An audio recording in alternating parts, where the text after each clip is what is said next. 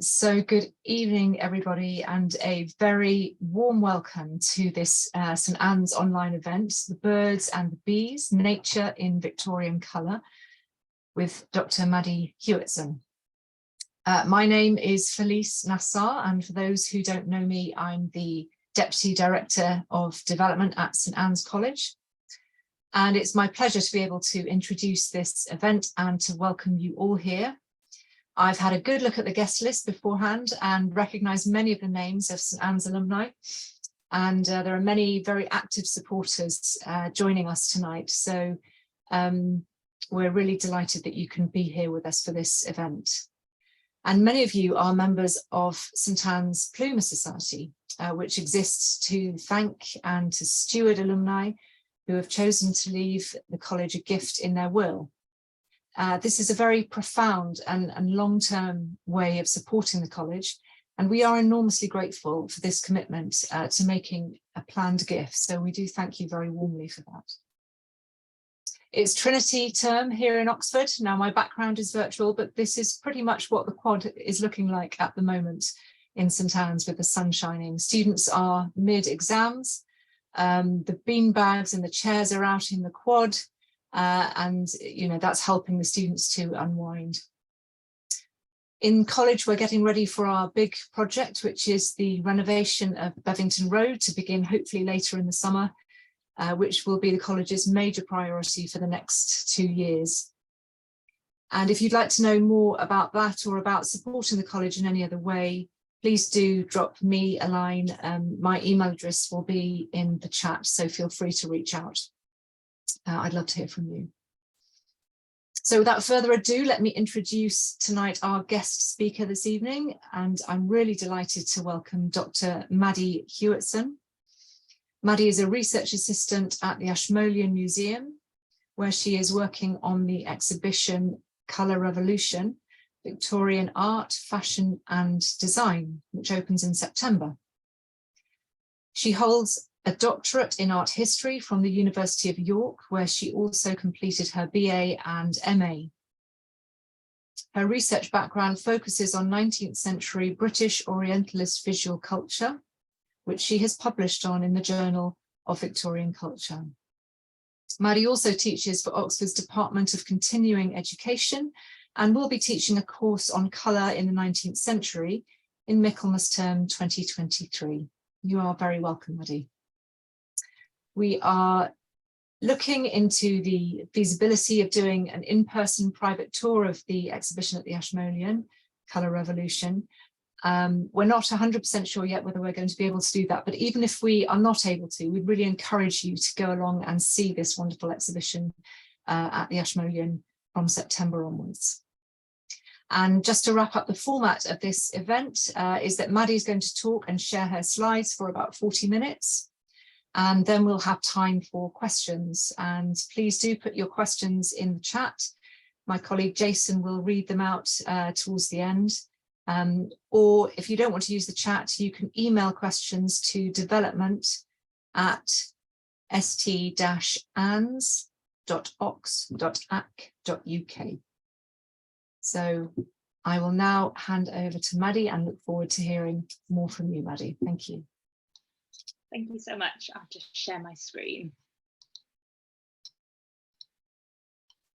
Great. Well, thank you so much, Felice and Jason, for the very kind invitation to come and speak to St Anne's alumni and the Plumer Society this evening.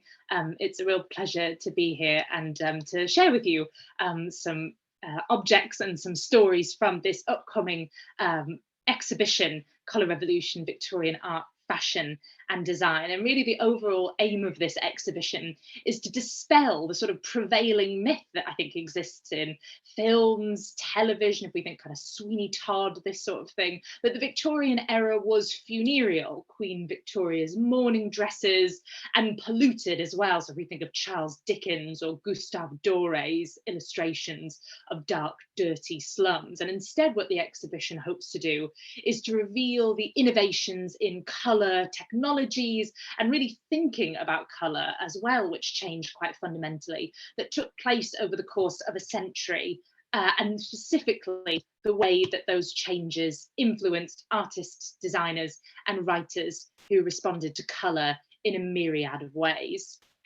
So the exhibition will cover the subject of colour from a range of perspectives, and it will use not just flat things, not just paintings and drawings, although there will be many of those, but also sculpture, illuminated manuscripts, the decorative arts, fashion, costume, textiles, and jewellery, to show just how really colourful and brightly colourful the 19th century was. So today, what I'd like to do is just to explore a section of the exhibition. So this fits into, we've got three rooms, so this fits into the end of the first room, and this is a section that deals with the influence of the natural sciences, so specifically biology and the study of organic life, to think about the idea of Victorian colour, and also the way that this relates to the story of Oxford as well. There's a nice local story that runs through this colour revolution, this part of the colour revolution too. So there's very much an intertwined story about science, nature, and colour. And what we found is that it really kind of reveals how serious the stakes were in thinking about this topic. You know, it reached all the way to questions about the existence of God and the meaning of life, you know, really serious stuff. Colour was no longer considered passive and incidental, but instead very much an active agent that shaped the art, fashion, and design in the 19th century.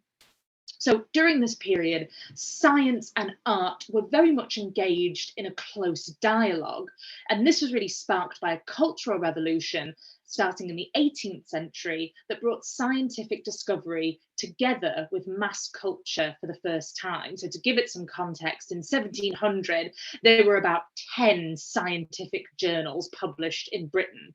By 1870, there were 10,000 English language science publications with titles such as the Entomologist's Weekly Intelligencer, Hardwick's Science Gossip, and Midland Medical Miscellany to accommodate the tastes of such a broad new readership.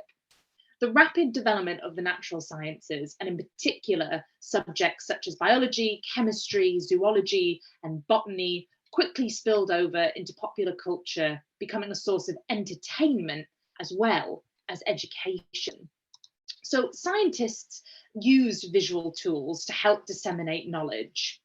These visual means of communication included things like diagrams, charts, drawings, and anatomical illustrations to share research with peers, as well as to communicate this information to general audiences.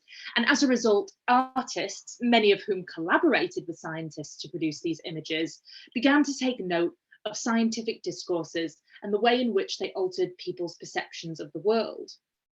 From oil painting to ceramics to newspaper illustrations, art was indelibly influenced by the culture of science. In 1856, the sculptor John Lucas Tupper declared, and he was using a historical term that had recently been replaced by the word scientist in about 1833, that there had never been so broad a, quote, road of intercourse between artist and natural philosopher as now. Scientific culture had a powerful impact on the Victorians and shaped the way that artists and designers depicted the natural world. Colour was one of the shared discourses between art and science, and a mutual site for invention and experimentation. At the Royal Academy banquet in 1871, the biologist Thomas Huxley gave the toast to science. He remarked to the artists gathered around him, quote, "We both seek truth, and we both seek beauty." However, there had been anxieties about the role of science in dissecting and revealing the secrets of colour, which had had a long history of association with poets and writers.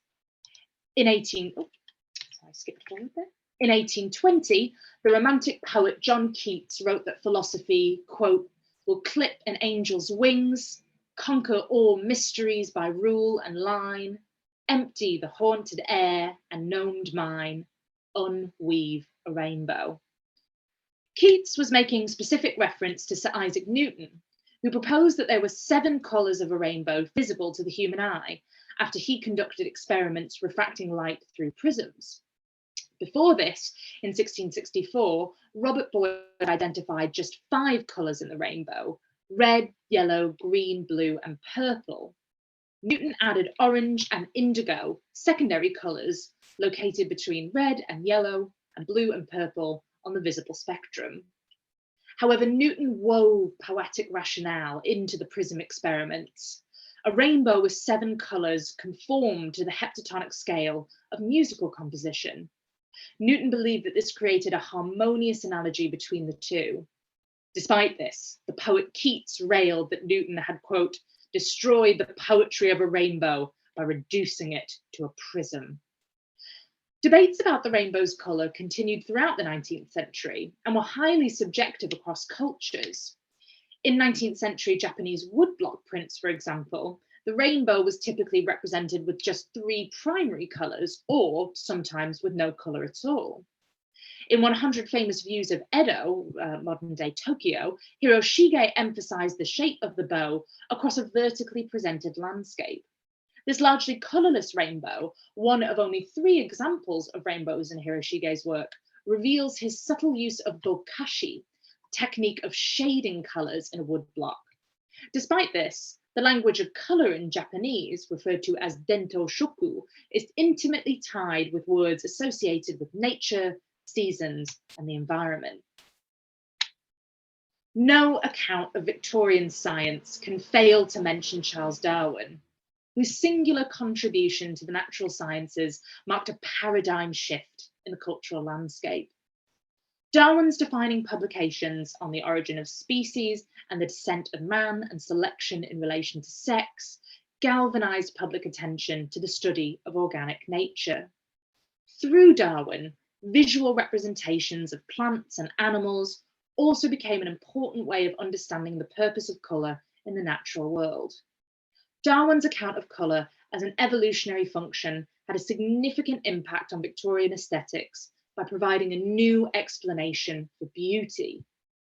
While Darwin's aim was to set out a biological explanation for the purpose of beauty in the context of evolution, he also engaged in evocative artistic and poetic constructs to communicate ideas to his audience. In On the Origin of Species, the word colour is used 133 times, and more general colour vocabulary number nearly 400. Darwin's interest in colour coalesced while conducting research on the voyage of the HMS Beagle in 1832. In his journal from the 5-year trip, one day he recorded his observations of octopus and cuttlefish in a shallow pool of water, and I'll quote this at length. These animals also escape detection by a very extraordinary chameleon-like power of changing their colour.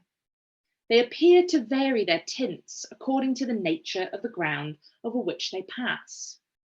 When in deep water, their general shade was brownish purple, but when placed on the land or in shallow water, this dark tint changed into one of a yellowish green. The colour, examined more carefully, was of French grey, with numerous minute spots of bright yellow. The former of these varied in intensity, the latter entirely disappeared and appeared again by turns. These changes were effected in such a manner that clouds, varying in tint between a hyacinth red and a chestnut brown, were continually passing over the body." End quote. The poetic language of colour in this interlude was not Darwin's own invention, but taken from a book he had brought with him on the journey, Werner's Nomenclature of Colours. The text was edited by a Scottish artist, Patrick Syme, and synthesised the work of an 18th century German mineralogist, Abraham Werner, and a number of other European naturalists to create a standard classification system for naming colours. The system comprised of 108 standard colours presented in neat tables and grouped by dominant colour headings. Each colour was identified with a hand-painted swatch, which would be pasted into the book and could be used for comparative purposes during scientific fieldwork. An example of each colour's presence in the animal, vegetable, and mineral kingdoms was given next to the swatch. So here we can see some examples of red. So tile red appears in the breast of a cock bullfinch, in a shrubby pimpernel, which if anybody can tell me what that is, I'd love to know, and in porcelain jasper, so there's the mineral identification. This mix of disciplines was intended to make it accessible for the entire scientific community.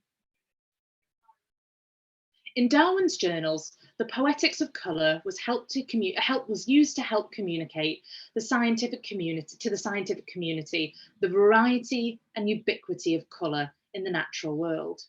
At the same time, he used Werner's nomenclature as an attempt to bring scientific rationale to the subject of colour. Patrick Syme's aim had been to resolve the subjectivity of colour. He wrote, quote, "An object may be described such colour by one person and perhaps mistaken by another for quite a different tint. In theory, the book solved this problem. One biologist in England and another in North America could read Darwin's writings, consult their copy of the book, and picture the same French grey cuttlefish as he had seen firsthand. However, each version contained different hand-painted squares of colour, which inevitably led to no two versions being exactly the same.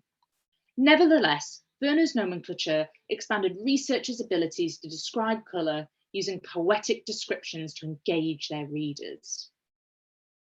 Darwin's most controversial theory argued that sexual dimorphism, differences in the structure, colour, or ornament between males and females of the same species, could be accounted for as a consequence of natural selection. It's really hard to overstate the extent to which the subjects of colour, beauty, and sex were intertwined and seen through a Darwinian prism in the Victorian period. In visual terms, sexual selection was frequently communicated to general audiences using bird feathers. In his main publication on the subject, The Descent of Man, Darwin used the eye-spotted tail feathers of the Argus pheasant, which we can see on the right here, to explain that colourful male plumage served as a sexual charm to attract female mates. He described the pheasant's primary wing feathers, once again in Wernerian detail, another extended quote. "They are of a soft brown tint with numerous dark spots, each of which consists of 2 or 3 black dots with a surrounding dark zone. But the chief ornament is a space parallel to the dark blue shaft, which in outline forms a perfect second feather lying within the true feather. This inner part is coloured of a lighter chestnut and is thickly dotted with minute white points." He had shown his drawings of the feathers to several artists who expressed their admiration, according to him, at the perfect shading, declaring them more a work of art than of nature. However, Darwin pushed back at this explanation, convinced that their colour was a powerful tool in the procreative drive of every animal, including humans. While the Argus pheasant was an adequate illustration for Darwin, Victorians quickly seized upon the feathers of an altogether different bird in debates across popular culture on sexual selection, the peacock. However, the magnificent, shimmering, iridescent feathers of the male bird presented a fundamental problem to Darwin's theories. Since he believed that natural selection was driven by survival, a heavy, cumbersome tail that would slow a bird down from escaping danger made no sense at all. In 1860, Darwin exclaimed, "The sight of a feather in a peacock's tail, whenever I gaze at it, makes me sick." So this was just a contradiction which during his lifetime he could not resolve. While the theory of sexual selection focused on males as possessing bright varieties of colour, in the Victorian satirical press, the hypothesis was flipped to show women wearing colourful, enticing plumage. In a series of cartoons by Edward Linley Sanborn, otherwise known as Mr. Punch, women promenade in public in a series of ornate costumes, which turn them into hybridized human animals. In one image, a woman dressed in a tall ostrich feather headdress and bustle expresses the desire, "I would I were a bird," to which Mr. Punch replies, "Impossible, my dear, but here's a suggestion." Punch satirizes themes of vanity and the voracious consumption of bird feathers in women's fashion, but the sexual politics of these images were also under discussion. In another cartoon, Miss Swellington walks through the park with a long train of peacock feathers trailing behind her, in addition to a peacock feather cap and parasol. She's watched by a man leaning against a railing, with his hand resting, I would argue, rather suggestively in his pocket. Another man on horseback watches from afar, holding his riding crop erect. So this is the visual symbol of this. I think it's not reading too much into it. I think it's all there. This phallocentric interpretation, where women were the objects of beauty and desire, suited the status quo. The implication of Darwin's theory that females had the agency to choose sexual partners were perhaps at this time too subversive for prevailing cisgendered and heteronormative norms. However, artistic representations of women with peacock feathers echoed another classic gender role of women as seductresses. Artists associated with aestheticism, the art movement associated with the creed art for art's sake, also correlated female sexuality with the peacock feather. Between 1858 and 1859, Frederick Leighton produced 4 paintings of the model Nana Ricci while working in Rome. Her dark Mediterranean features perfectly harmonized with the deep autumnal shades of the ocelli and barbules found in the peacock feather eyelet. One of the Nana paintings, titled Pavonia, which is the feminized version of the Italian word for peacock. In the painting, Ricci looks directly at the viewer with a provocative gaze, framed by a spread peacock feather fan, suggesting that she is the one initiating the mating ritual. In Frederick Sands's Vivian, the Arthurian character is also presented in front of a fan of peacock feathers. Sands based his version on Alfred Tennyson's cycle of narrative poems, Idylls of the King, which was published between 1859 and 1885. Vivian, part of the first set of poems, had been published in 1859. In the poem, the wily Vivian, as Tennyson calls her, seduces Merlin by attempting to charm him by, quote, smiling saucily. In yet another inversion of the peacock's gendered meanings, in the poem, Tennyson used the bird as a metaphor for male vanity, describing Gareth as, quote, peacocked up when Lancelot notices him. The other bird that was subject to vociferous demand from Victorian consumers was the hummingbird. Thousands were transported on ships from South America to London every week. They arrived in paper or tin-lined wooden trunks, no longer birds, but a commodity referred to as skins.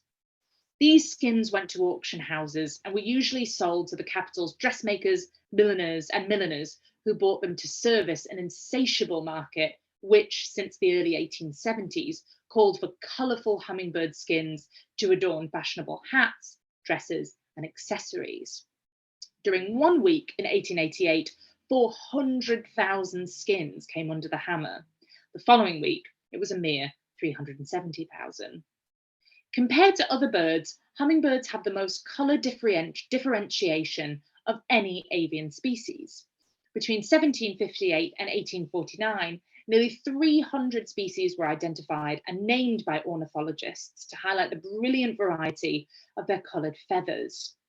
Species were defined by colour, with names such as the amethyst-throated sun angel, the green-breasted mango, and the rainbow-billed thornbill. This necklace was part of a series of hummingbird creations made by the London goldsmith and jeweller Harry Emanuel. It is unsurprising that hummingbirds eventually caught the attention of a jeweller, as they were so often described as the jewels and living gems of the natural world. William Bullock, who was the owner of the Piccadilly Egyptian Hall, which was quite a popular entertainment in the mid-19th century, had originally trained as a goldsmith and jeweller in Birmingham. He declared that, quote, all the precious stones and metals polished by our art cannot be compared to this jewel of nature. But using a hummingbird in place of a jewel offered something that even the brightest ruby or richest sapphire could not. As the wearer of Emmanuel's necklace walked or turned, their motions reanimated the dead birds' heads, and their ruby, emerald, and scarlet feathers shimmered and changed colours in the varying light. This effect, known as iridescence, is caused by naturally occurring pigmentation in the bird's feathers that refracts sunlight. Against the opaque flesh of the wearer, the iridescent feathered heads transformed from red to orange, green to blue, and back again, creating a dynamic piece of jewellery akin to the new kaleidoscopic technologies of the early 19th century. These allowed the viewers to imagine the piece as a series of dancing jewels rather than dead heads. Emmanuel's invention blurred the lines between scientific naturalism and fantasy. Opposing views on sexual selection famously came to a head at the Natural History Museum in Oxford in 1860, when Bishop Samuel Wilberforce debated Darwin's bulldog, Thomas Huxley. The venue was eminently suitable for a debate on the purpose of colour in the animal kingdom. The Gothic Revival building, which later influenced William Butterfield's polychromatic Keble College across the road, had been designed with naturalistic decoration by Benjamin Woodward and Thomas Dean. The University Museum, as it was originally known, embraced the collaboration between the arts and sciences, which was exemplified by John Ruskin, the famous art critic and Pre-Raphaelite supporter, and his friend Henry Ackland, Oxford University's Regius Professor of Medicine. The scholar John Holmes writes, quote, "The entire structure was an experiment in using architecture and art to communicate natural history, modern science, and natural theology." As a result of Ruskin's connections to Pre-Raphaelite artists such as Thomas Woolner and Alexander Monroe, sculptures of leading scientists were displayed around the central court in between columns of coloured marbles which had been taken from quarries across England, Wales and Ireland, and the drawing in the centre, as well as by Ruskin, of lizard and bird decorations for the entrances to the museum, so really imbuing science and nature into its very design.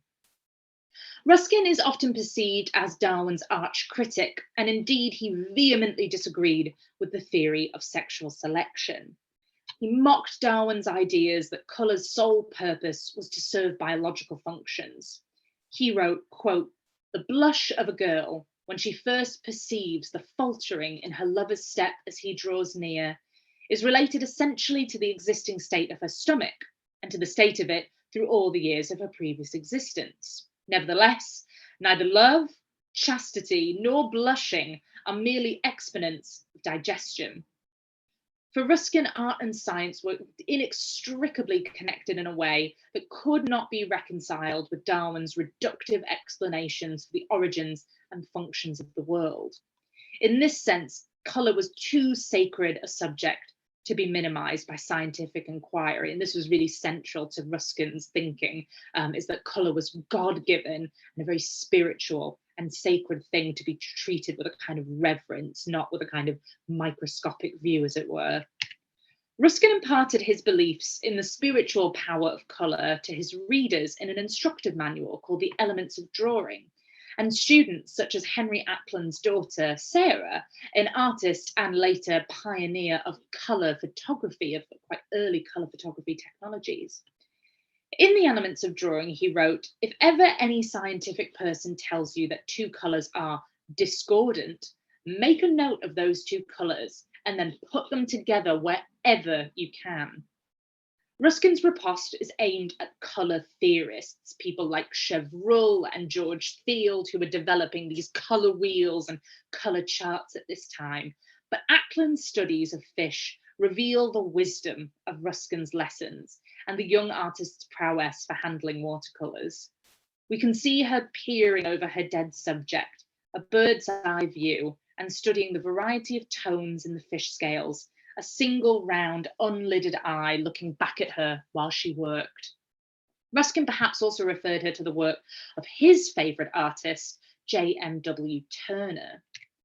Fishing was a primary hobby of Turner's, which caused some patrons to complain that he spent more time on boats than painting, but it seems he also used his leisure time to make a study of nature And in his watercolour of fish here, he draws out the intensity of tones in a variety of different sea life. Ruskin's pedagogy, his teaching, pushed back against a scientific gaze, prioritising the power of nature to instruct artists. The debate on the role of colour in nature permeated Victorian culture and was not limited to the fine and popular arts. The design reform movement, which invigorated the decorative arts in Britain, also looked to nature's colours to inform its own debates on aesthetics. And this is really the design reform movement really grows out of the Great Exhibition of 1851, when Victorians really turned their attention to the design and the ornament of industrially produced goods. So this is a real kind of moment for thinking about manufacture and elements of design.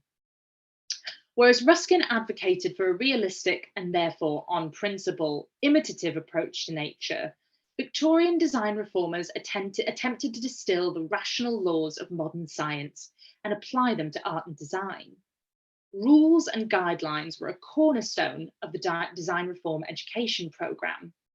At the Government School of Design in South Kensington, who were training this new generation of Victorian designers, a placard on the classroom wall read, "True ornament does not consist in the mere imitation of natural objects, but rather in their adaptation of their peculiar beauties of form or colour to decorative purposes, controlled by the nature of the material to be decorated, the laws of art, and the necessities of manufacture." Their aim was to bring scientific principles such as rationality and replicability to what they perceived as unwieldy naturalistic ornament. For design reformers such as Owen Jones and his student Christopher Dresser, the scientific study of colour fit their ideology because it refined colour into a set of rules which they could teach through the use of didactic tools such as colour wheels. Jones and Dresser owned copies of many of the key colour theory texts, such as George Field's chromatography and Michel Chevreul's the principles of harmony and contrast of colours. Dresser in particular, here's one of these, Chevreul's very famous colour wheel. Dresser in particular was interested in how his designs could refract and reconfigure nature's forms.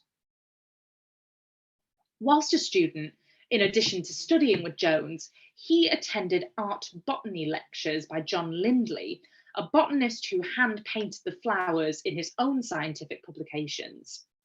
Inspired by Lindley's artistic dissection of plants, Dresser later wrote, quote, "The designer's mind must be like the vital force of the plant, ever developing itself into the new forms of beauty. Yet while doing this, free to produce, still in all cases governed by unalterable laws." Dresser argued that design should always start from nature.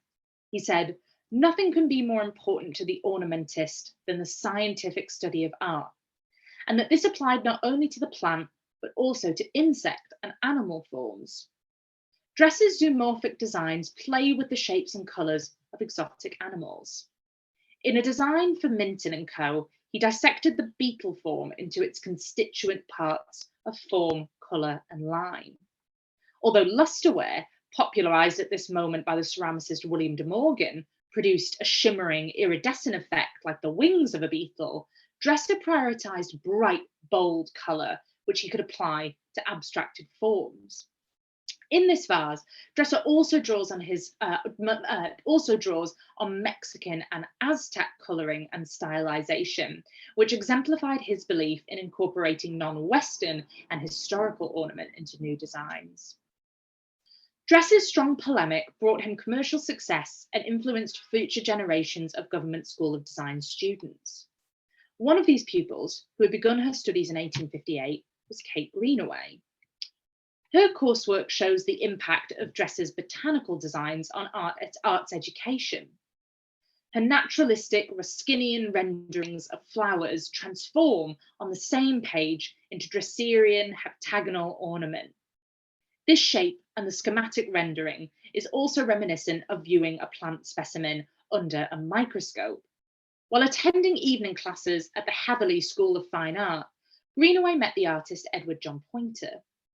He encouraged Greenaway to break her allegiance to Dresser's strict principles and move towards a more artistic style. She soon moved into the field of illustration, which launched her career as an author of children's books. And if any of you are familiar with her name, that might be what you first associate her with. However, many of her characters, often young girls, are depicted in natural surroundings such as gardens and woods. Perhaps she kept some of her first teacher's lessons on the importance of nature in mind after all. Art and the scientific study of nature were intimately intertwined during the 19th century. They were bound together by a mutual, inexhaustible interest in colour and a quest to discover its meaning and purpose. Science renewed the importance of and brought a newfound relevance to depictions of the natural world.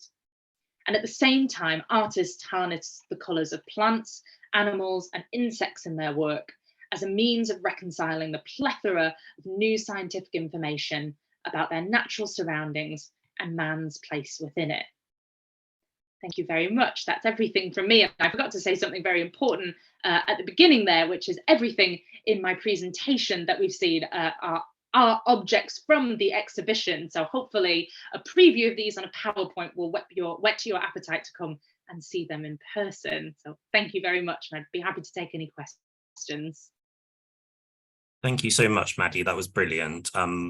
I'm biased. I studied fine art, so I'll put that disclaimer out there. But no, it was absolutely brilliant. Just while people ponder questions and submit some things, we did have a couple submitted in advance, if that's okay. Absolutely. So actually one has just come through. So somebody said, you said during your talk that Ruskin's idea of colour was that it was God-given. How do you think that interpretations and understanding of colour have changed from Victorian times to modern? Yeah, that's really interesting. I think actually maybe one of the most fundamental changes we can kind of trace beyond the 19th century is actually a kind of reaction against colour. If we think of modernism, for example, the Bauhaus, this kind of, mid-century design, it really kind of disavows colour in many ways, although I do think there are equally kind of very interesting examples, lesser known and less popular within the Bauhaus, for example, of colour being used in very interesting ways, or of it kind of being thought of in very abstract terms when we get to something like abstract expressionism, or even the kind of saturated tones of pop art. And I think actually that's something we really can trace as a reaction to the kind of what was perceived as the bright and very gaudy colours of the 19th century. They go very quickly, and you can see this in the critical conversations of Ruskin, but also many other writers of the time, very quickly going from the kind of fascination with these new colours to then the kind of moral judgments about them as well. So very bright colours very quickly being perceived as tacky, gaudy, too much on the eye, these sorts of things. So yeah, there really is a kind of very much a conversation about taste, which is taken up very quickly in relation to colour. Yes, and I think in lots of ways we're very much like the Victorians, but in others, I think if we were all in person, we would look around and see that most people would be in black, grey, navy blue. We wear very kind of sober colours, compared to the very, very bright fashion of the 19th century, which I think is very interesting how that's changed. Yes, definitely. And do you think that we take colour for granted now, given advances in technology and etc.? Yeah, I think that's a really interesting question in terms of the technologies, because of course this is a moment in which in the 19th century we have the advent of photography, but of course monochrome photography, but there are all these really interesting kind of early technologies, as I alluded to with Ackland, things like autochromes, hand tinting photographs. So this kind of yearning towards this kind of color representation, and there's a real kind of debate between kind of what photography can offer in terms of a kind of documentary and objective sort of style, but then also what painting can still do in terms of kind of bringing the colors of nature and of other kind of perspectives. There's a very interesting section in the exhibition as well about the kind of colors of the Middle East, of India and Japan, so bringing global color cultures back to Britain. as well. And also, I think we also live with the legacies of colour technologies in very interesting ways. A really key moment in the exhibition will be the synthetic aniline dye revolution. Aniline dyes were the first synthetic dyes if we think of vegetable and plant dyes, and then we move into a synthetic chemically derived ability to dye. Happens in 1857, and we still have aniline dyes today. They're not usually used to dye our clothes, which is what they were used for in the 19th century, but are actually used in pharmaceutical context. So most of the big pharmaceutical companies like Bayer, for example, started out as aniline dye manufacturers. So the colour revolution actually has some really interesting legacies which reach into kind of pharmacy and medicine today, which I think is really fascinating. Interestingly, Elizabeth asked a question about aniline dyes. So let us know if that answered your question, Elizabeth. Yeah, I could say a little bit more, because it really is okay. Yeah, like I said, this section of the exhibition directly precedes the aniline revolution. So we very much are playing up the love of natural colour, Ruskin's thoughts, his real love of it, Morris as well, his natural vegetable dyeing for his textiles and wall hangings and things like that. And then we burst into this shocking, vivid, because of course the natural dyes are very subtle in their colouring, sage green, mustard yellows, things like that. Whereas the anilines, you can get these amazing zingy, racy purples. So the first aniline dye is mauve, which is this wonderful bright purple, but very quickly evolves into yellows and tangerines and all sorts of really racy colours. And so in the exhibition we've got stockings, corsets, parasols, a wonderful range of fashion, and 150 years on they're just as bright, so they hold very well as they were when they were first made. So I think that'll really, I think, bring that message home of just how colourful it really got. That sort of answers another question, which was about what treasures we can expect to find in the exhibition and what should people look out for. So is there anything else that you think people should keep an eye out for? Yeah, absolutely. So to start, as I said, to play up at the start, we're kind of playing up to the stereotype of the dark monochrome 19th century, where we have one of Queen Victoria's mourning dresses when she turns to wearing all black after Prince Albert died. And it's as wide as it is tall. So it's truly a kind of extraordinary object to see. We have some wonderful pieces of stained glass as well by Edward Burne-Jones, who was working for Morris & Co.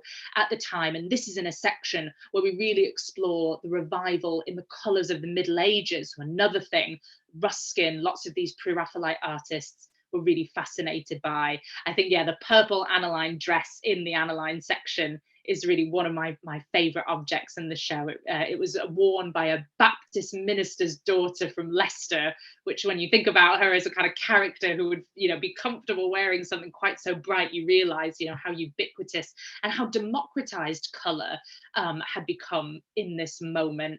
We then move into a section about the International Exhibition of 1862, very much a forgotten event, but what we're going to argue was a really key chromatic moment in which a number of very interestingly coloured objects were exhibited. If you've been to the Ashmolean before and you've been up to the 19th century galleries, you may have seen William Burgess's great bookcase, a wonderful, again, medieval revival object.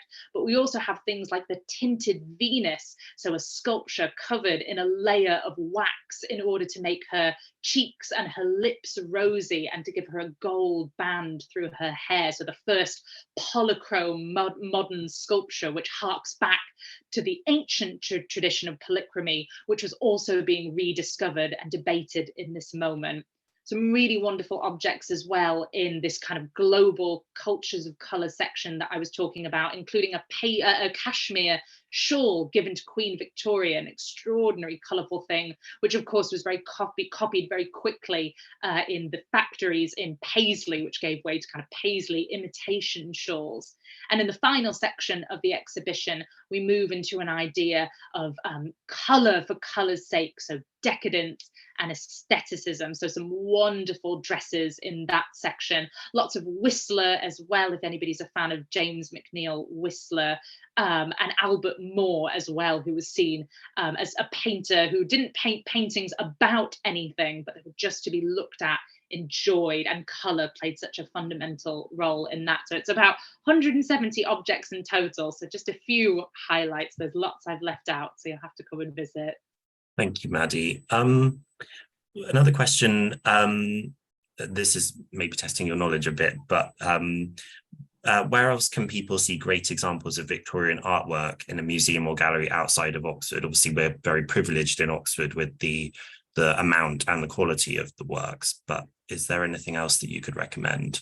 Yeah, absolutely. So the 19th century galleries, which kind of emerged in the north of England in the 19th century, are great repositories for this sort of thing. So yeah, 170 objects, most of which are loans. So these loans come from places like Manchester Art Gallery, the Walker Art Gallery in Liverpool has a wonderful collection as well. The Hunterian in Glasgow, wonderful collection of Whistler's, his Nocturnes, where he explores ideas of colour harmony. Of course, there's the V&A in London as well, where you can get more of a history about the decorative art, so how ceramics, furniture, books, glass, all of these decorative arts, so 3D things rather than flat things, how they kind of underwent their own colour revolution as well. Where else? And of course, further afield, abroad as well. So, Delaware Art Museum, a real jewel of Pre-Raphaelite collections. And actually a number of their works are actually over at Tate Britain at the moment, another wonderful repository of 19th century art for an exhibition on the Rossettis. Of course, we have lots of Dante Gabriel Rossetti and his wife Lizzie Siddle in our collection, and some of that will be shown in this exhibition. But yeah, wonderful exhibition with lots of very colourful things going on there at Tate Britain until September at the moment. So yeah, so there's lots of wonderful 19th century art to be seen across the UK and further afield. Brilliant. I'm not seeing any new questions come in, so perhaps we should think about wrapping it up there. If anybody does have any further questions for Maddie, please do email the development office. I'm sure we can pass them on. I'm sure Maddie won't mind.